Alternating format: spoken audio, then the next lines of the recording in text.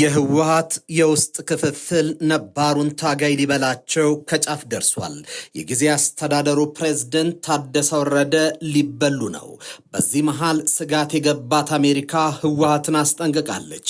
አሜሪካ ህወሓት የፈጠረውን ቀውስ ቀጠናውን የሚያምስ ነው፣ በመሆኑም ይህን ቀውስ ለመፍታት የማይችል ከሆነ እርምጃ እንደምትወስድ የዲፕሎማቲክ ምንጮች ተናግረዋል። አውራምባ ታይምስ እንደዘገበው አሜሪካ የህወሓት ቀውስ የቀይ ባህር ቀጠናን ያውካል።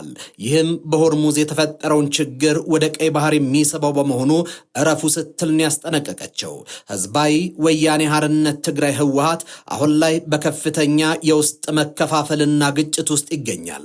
በታጠቀ ኃይልና ትጥቅ ባልፈቱ ፖለቲካዊ ውጥረቶች በተሞላ ቀጠና ውስጥ ይህ አይነቱ የውስጥ መናቆር የትግራይን ህዝብ ብቻ ሳይሆን መላውን ቀጠና እያናወጠ የሚገኝ አደገኛ ክስተት ነው። ይህ ውስጣዊ ስንጥቅ ዝም ብሎ የፖለቲካ ልዩነት ሆኖ አይቀርም። ይልቁንም ወደ ሌላ አስከፊ አቅጣጫ እያመራ ነው። ይኸውም በፌደራል መንግስቱና በህወሓት መካከል ዳግም ግጭት ሊቀሰቀስ የሚችልበት እድል ሰፊ መሆኑ ነው። የፕሪቶሪያው የሰላም ስምምነት አፈጻጸም አሁን ፈተናዎች ባሉበት በዚህ ወቅት ላይ በህወሓት ውስጥ የተፈጠረው ጽንፈኛ መከፋፈልና የኃይል ትግል መላውን ኢትዮጵያ ወደ አዲስ ጦርነት አዙሪት ሊመልሰው የሚችል የተጠመደ ቦምብ ነው። አሁን ደግሞ ከዚህ ወጣ ብለን ትልቁን ዓለም አቀፋዊ ስዕል እንመልከት። ይህ የሰሜን ኢትዮጵያ ግጭት ዳግም ቢፈነዳ ጉዳቱ በኢትዮጵያ ድንበር ብቻ ተወስኖ የሚቀር አይደለም። ሰሜን ኢትዮጵያ ማለት ለቀይ ባህር ቀጠና እጅግ ስትራቴጂያዊ የሆነ የጀርባ አጥንት ነው። የቀይ ባህር ደግሞ የዓለም አቀፍ ንግድና የኢኮኖሚ ደም ስር ነው። በኢትዮጵያ የሚፈጠር ማናቸውም የጸጥታ መደፍረስ በቀጥታ የሚያስተጋባውና ሞገዱ የሚመታው በቀይ ባህር ዳርቻዎች ላይ ነው። ቀጠናው በግጭት ከታመሰ የባህር ላይ ደህንነት አደጋ ላይ ይወድቃል። የጦር መሳሪያ ዝውውር ይስፋፋል። ስደተኞች ይበራከታሉ። እንዲሁም የተለያዩ አክራሪ ኃይሎች የተፈጠረውን የጸጥታ ክፍተት የራሳቸውን አጀንዳ ለማስፈጸም ሊጠቀሙበት ይችላሉ። ይህ በትክክል አሜሪካንና ምዕራባውያንን እንቅልፍ የሚነሳ ጉዳይ ነው። ዩናይትድ ስቴትስና አጋሮቿ በቀይ ባህር ቀጠና ላይ እጅግ ግዙፍ የሆነ የኢኮኖሚና የደህንነት ጥቅም አላቸው። የዓለም ነዳጅና ከፍተኛ መጠን ያለው ሸቀጥ የሚያልፍበት ይህንን ወሳኝ መስመር አሁን ካለበት ውስብስብ ዓለም አቀፍ ቀውስ ባለፈ ከኢትዮጵያ በኩል ሌላ ግዙፍ እሳት እንዲታከልበት አይፈልጉም። በመሆኑም ህወሓትን አስጠንቅቋል። ሰላምታችን በያላችሁበት ይድረስ። ይህ መሃል ሚዲያ ነው። መሃል ሚዲያ የህወሓትን ትርምስና የአሜሪካ ጣልቃ ገብነትን እየዳሰሰ አብራችሁ ይቆያል። አብራችሁን ቆዩ።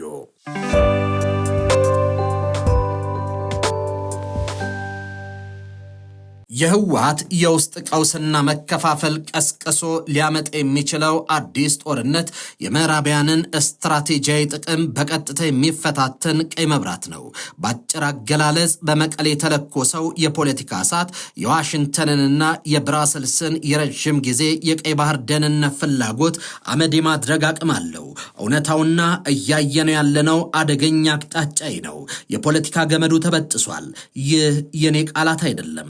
ህዝባዊ ወያኔ ሓርነት ትግራይ ህወሓት ቃል አቀባይ ሆኖት የሚካኤል አስግዶም ይፋይ ንግግር እንጂ ከማዕከላዊ የፌደራል መንግስት ጋር የነበረው ስምምነት ድርና ማግ መቋረጡን እንዲሁም የትግራይ ጊዜ አስተዳደር መሰረት እየፈረሰ መሆኑን ድርጅቱ ያላንዳች ማቅማማት ለዓለም አሳውቋል። ዛሬ በትግራይ የፖለቲካ አውድማ ላይ እየተጫወተ ያለው ቁማር ከወትሮ የተለየና እጅግ አደገኛ ነው። በአንድ በኩል በፕሪቶሪያው ስምምነት መንፈስ የተቋቋመ በሌተናል ጀነራል ታደሰ ወረደ የሚመራው ጊዜ አስተዳደር፣ በሌላ በኩል ደግሞ የክልሉን ፖለቲካዊ መሪነት ዳግም ለመጠቅለል የሚሞክረው የህወሓት ማዕከላዊ ኮሚቴ ፊት ለፊት ተፋጧል። ታዲያ ይህ ፍጥጫ እንዴት ተጀመረ? ጠቅላይ ሚኒስትር አብይ አህመድ የጀነራል ታደሰን የስልጣን ቆይታ ለአንድ ተጨማሪ ዓመት ለማራዘም መወሰናቸውን ተከትሎ ህወሓት ውሳኔውን ሳያስፈቅድ ሳያማክር ለብቻ የተወሰነ ነው ሲል አጣጥሎታል። እዚህ ላይ አንድ አስገራሚ የፖለቲካ ስህተት እንመልከት። ከትናንት መማር ያልቻለው ህወሓት ዛሬም የጦርነት አታሞን እየመታ ነው። የትግራይ ህዝብን አስይዞ ወደ 4 ኪሎ ገሰግሳለሁ ብሎ ያስባል። ለዚህም ከኤርትራና ከአልቡርሃን ሱዳን ጋር እየሰራ ነው። የፋኖን አንድ ክንፍ ይዣለሁ የሚለው ቡድኑ ከ2013 በፊት ከነበረኝ አቅም በላይ አቅም አደራጅቻለሁ ይላል። ነገር ግን ቡድኑ ባለፈበት የጦር ስትራቴጂ ለውጊያ እያደረገ ያለው ዝግጅት ወደፊት እንደማያራምደው በአግባቡ የተገነዘበ አይደለም። የጠቅላይ ሚኒስትር ጽሕፈት ቤት የስልጣን ማራዘሚያ ሲያውጅ የተጠቀመው የፕሪቶሪያው ስምምነት ደንብ ሳይሆን ጦርነቱ እንደተጀመረ በ2013 ዓ.ም የወጣውንና አሁን የተሻረውን አሮጌ ደንብ ነበር። የጽሕፈት ቤቱ የፕሬስ ሴክሬታሪያት ኃላፊ ብለኔ ስዩም ይህ በስህተት የተፈጠረ ግድፈት መሆኑን ቢገልጹም ህወሓት ይህንን አጋጣሚ በመጠቀም የራሱን ታሪካዊ እርምጃ ለመውሰድ ወስኗል። አሁን ህወሓት የነደፈው ስትራቴጂ ምንድን ነው? ማዕከላዊ ኮሚቴው ከ2 ሳምንት በፊት ባሳለፈው ውሳኔ ከ6 ዓመት በፊት የተመረጠውንና የነበረውን የትግራይ መንግስት ምክር ቤት ከነነፍሱ ወደ ስልጣን ለመመለስ አቅዷል። ለምን አዲስ ምርጫ አይካሄድም ብሎ ለሚጠይቅ ሰው የቃል አቀባዩ ምላሽ ዝግጁ ነው። ከ40 በመቶ በላይ የሚሆነው የትግራይ መሬትና ህዝብ ተበታትኖ ባለበት ሁኔታ አዲስ መንግስት መምረጥ አይቻልም ይላሉ። ስለዚህ የ2012ቱን ምክር ቤት በማስመለስ ያ ምክር ቤት አዲስ የካቢኔ አባላትንና ቀጣዩን የክልሉን ፕሬዝደንት እንዲሰየም ይደረጋል ማለት ነው። ነገር ግን ያካሄድ ቀላል የስልጣን ሽግግር አይደለም። ጀነራል ታደሰ ወረደ ይህንን የፕሪቶሪያው ስምምነት ገደል የሚከትና ዳግም ክልሉን ወደ ደም አፋሳሽ ጦርነት የሚጎትት እብደት ሲሉ በጽኑ ተቃውሞታል። ካቢኔያቸውም ሆነ የክልሉ መንግስት መስሪያ ቤቶች መደበኛ ስራቸውን እንደማያቋርጡ አሳውቋል። እዚህ ላይ እንግዲህ የፖለቲካው ቲያትር ወደ አደገኛ ምዕራፍ ይሸጋግራል። ጀነራል ታደሰ ስልጣናቸውን በሰላም ለማስረከብ ፈቃደኛ ባይሆኑስ? ህወሓት ይህ መፈንቅለ መንግስት እንዳልሆነና ሰላማዊ ርክክብ ብቻ መሆኑን ቢገልጽም ጀነራሉ ስልጣን አላስረክብም ካሉ ግን ታሪካዊ ስህተት እንደሚሆን በተሸፈነ ዛቻ አስጠንቅቋል። በአንድ ክልል ውስጥ 2 መንግስት ሊኖር እንደማይችል ቃል አቀባዩ ቢናገሩም በተግባር ግን እየታየ ያለው የስልጣን ሽሚያ ክልሉን ወደ ለየለት የፖለቲካ መከፋፈል እያመረው ነው። ይህ ሁሉ የውስጥ መተራመስ ሲካሄድ የፌዴራል መንግስቱ እስካሁን የመረጠው ጥልቅ ዝምታን ነው። መቀሌ ውስጥ የፖለቲካዊ ሙቀት መጠን ጣሪያ በነካበት አንደኛ ወገን ጦርነት ይመጣል ሲል፣ ሌላኛው ደግሞ ስልጣን ካላስረከብክ ስህተት ትሰራለህ እያለ በሚዝትበት በዚህ ወሳኝ ሰዓት የትግራይ ህዝብ ዳግም በፖለቲካ ቁማርተኞች መዳፍ ላይ ወድቋል። ሰላማዊ ርክክብ ወይስ የኃይል ግብግብ? ጊዜ አስተዳደሩ ይቆያል ወይስ የቀድሞ ምክር ቤት ጠቅልሎ ይወጣል? የዚህን የተወሳሰበ የፖለቲካ ቲያትር ቀጣይ ትዕይንት አብረን የምናየው ይሆናል። የትግራይ ጊዜ አስተዳደር ፕሬዝደንት ሌተናል ጀነራል ታደሰ ወረደ ሰላማዊና ዲሞክራሲያዊ ርክክብ የማይፈጽሙ ከሆነ ስህተት እንደሚሆን የህዝባዊ ወያኔ ሓርነት ትግራይ ህወሓት ቃል አቀባይ ለቢቢሲ ተናግረዋል። የህወሓቱ ቃል አቀባይ ሚካኤል አስቀዶም የትግራይ ክልል ጊዜ አስተዳደር እየፈረሰ በመሆኑ ከፌዴራል መንግስት ጋር ያለውን ግንኙነት ገመድ መበጠሱንም ገልጿል። ከቢቢሲ ጋር አጭር ቃለ መጠይቅ ያደረጉ ቃል አቀባዩ የህወሓት ማዕከላዊ ኮሚቴ ከ2 ሳምንት ገደማ በፊት ያስተላለፈውን ውሳኔ በተመለከተ ከተለያዩ አካላት ጋር ውይይት እየተካሄደ እንደሆነ ተናግረዋል። የህወሓት ማዕከላዊ ኮሚቴ ሚያዝያ 11 2018 ዓ.ም ባወጣው መግለጫ ከ6 ዓመት በፊት ክልል ውስጥ በተደረገ ምርጫ የተመረጠው የትግራይ መንግስት ምክር ቤት ወደ ስራ እንዲመለስ መወሰኑን አስታውቆ ነበር። ህወሓት ይህንን ውሳኔ ያስታወቀው ፌዴራል መንግስቱ ከፕሪቶሪያው ስምምነት በኋላ የተቋቋመውን የትግራይ ክልል ጊዜ አስተዳደር እየመሩ ያሉት ፕሬዝደንት ታደሰ ወረደን የስልጣን ቆይታ በ1 ዓመት ካራዘመ ከ2 ሳምንት ገደማ በኋላ ነው። ቃል አቀባዩ ሚካኤል የፌዴራል መንግስት ውሳኔ ያስተላለፈው ህወሓትን ሳያስፈቅድ ሳያማክር ለብቻው ነው ብሏል። ጀነራል ታደሰ የመጀመሪያ ዓመት ላይ የተሾመው በፕሪቶሪያው ስምምነት በወጣው ደንብ ነው። አሁን ግን እርሱ ተጥሶ በ2013 በወጣ ደንብ ነው ብለዋል። አስደሳች ዜና ለዩቲዩበሮችና ለቲክቶክ ላይቭ ስትሪመሮች እንዲሁም ለፖድካስት አዘጋጆች የዩቲዩብ ቻናል ወይም ቲክቶክ ለመጀመር አስበው ምቹ ስፍራና ዘመናዊ ማቴሪያል ማግኘት ጭንቅ ሆኖቦታል? እንግዲያውስ መሃል ሚዲያ ስቱዲዮ ያለምንም ራስ ምታት ሀሳቡን ለዓለም የሚያካፍሉበትን የተሟላ መፍትሄ ይዞሎት መጥቷል። ባለን ዘመናዊ ስቱዲዮና የሰለጠኑ ባለሙያዎች ጭንቀቱን እናራግፋለን። ካሜራ፣ መብራት፣ ማይክሮፎን እንዲሁም ኤዲቲንግ አስጨንቆታል? ቀረጻውን፣ ማራኪውን የቪዲዮ ሽፋን ወይም ተምኔል እንዲሁም የድምጽ ማስተካከያውን እኛ በከፍተኛ ጥራት ሰርተን ዝግጁ እናደርግሎታለን። እርስዎ ሐሳቡን ብቻ ያካፍሉ። ለድርጅቶ፣ ለጥናቶ ወይም ለቢዝነሶ ጥልቅ መረጃዎችን ወደ ማራኪ ቪዲዮ ትንታኔ መቀየር ይፈልጋሉ? የተወሳሰቡ መረጃዎችን በሚገባ ተንትነን በግራፊክስ አዋስተን ፕሮፌሽናል አጭር ዶክመንተሪ እናዘጋጅሎታለን። ዘመናዊ ካሜራዎች፣ ማይኮችና ድምጽ በማያስተጋባ ሳውንድ ፕሩፍ በሆነው ምቹ ስቱዲዮአችን በሰዓት ተከራይተው ምርጥ ስራ ይስሩ። ለግማሽ ቀን ወይም ለረጅም ሰዓት ለሚከራዩ ልዩ ቅናሽ እናደርጋለን። መሃል ሚዲያ ስቱዲዮ ለምን ይመርጣሉ? ጊዜውን ይቆጥባሉ። ምንም አይነት የዕቃ ግዢ ወጪ አይጠበቅቦትም። ከፍተኛ የምስልና የድምጽ ጥራት ያገኛሉ።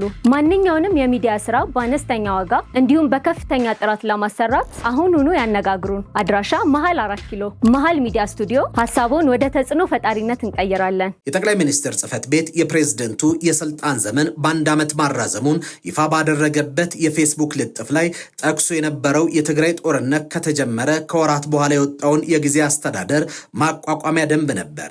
ይህ ደንብ ከፕሪቶሪያው ስምምነት መፈረም በኋላ አሁን በስራ ላይ ያለው አስተዳደርን ለማቋቋም በወጣው ደንብ ተሽሯል። ቢቢሲ ስለዚህ ጉዳይ ጥያቄ ያቀረበላቸው የጠቅላይ ሚኒስትር ጽህፈት ቤት ፕሬስ ሴክሬታሪያት ኃላፊ ቢለኔ ስዩም ስህተት ነበረም ብለዋል። ቃል አቀባዩ ግን ሌላ ታሪክ ጽፈዋል። ሌላ ነገርም ይናገራሉ። አሁን ምርጫ መካሄድ የማይችለው 40%እና ከዚያ በላይ የትግራይ መሬትና የትግራይ ህዝብ ተበታትኖ ስላለ ነው ይላሉ። አክለውም በዚህ ሁኔታ አዲስ መርጠን መንግስት ልናቋቁም ስለማንችልም ነው ይላሉ።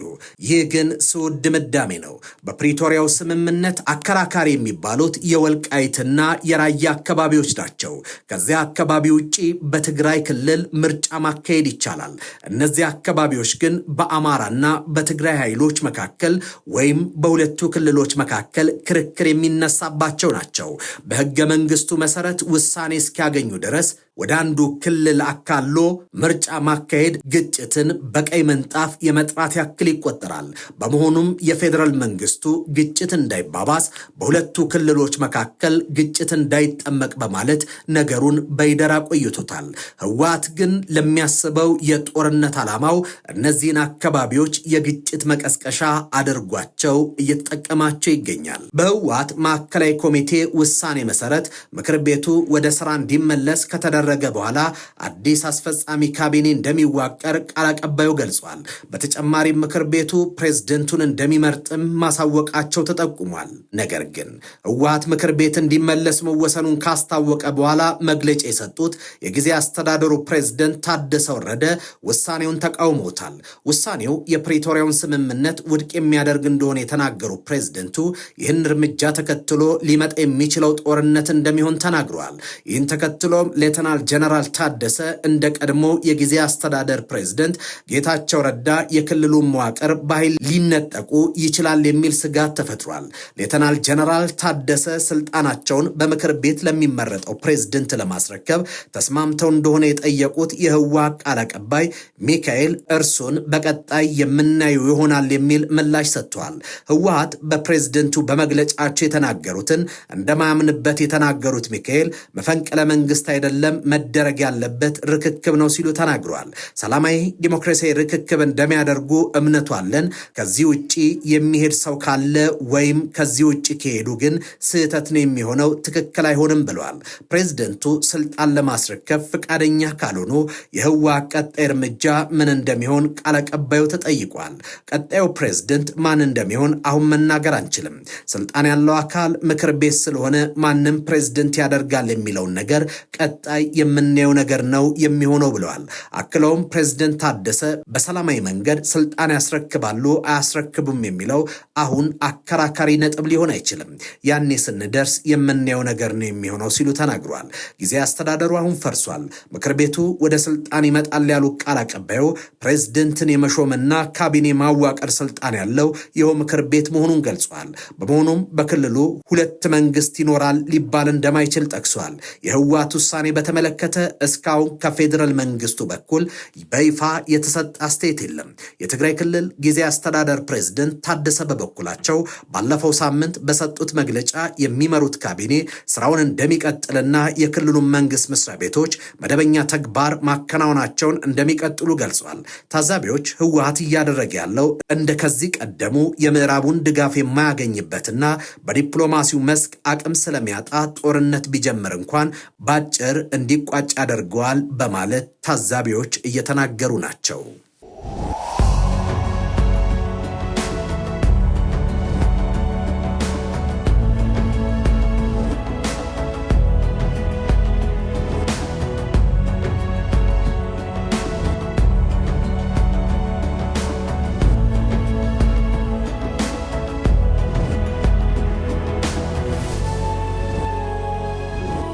ሚሊዮን% እርግጠኛ ነኝ ኢትዮጵያ ተዘግታ አትኖርም። ማንም ፈለገም አልፈለገም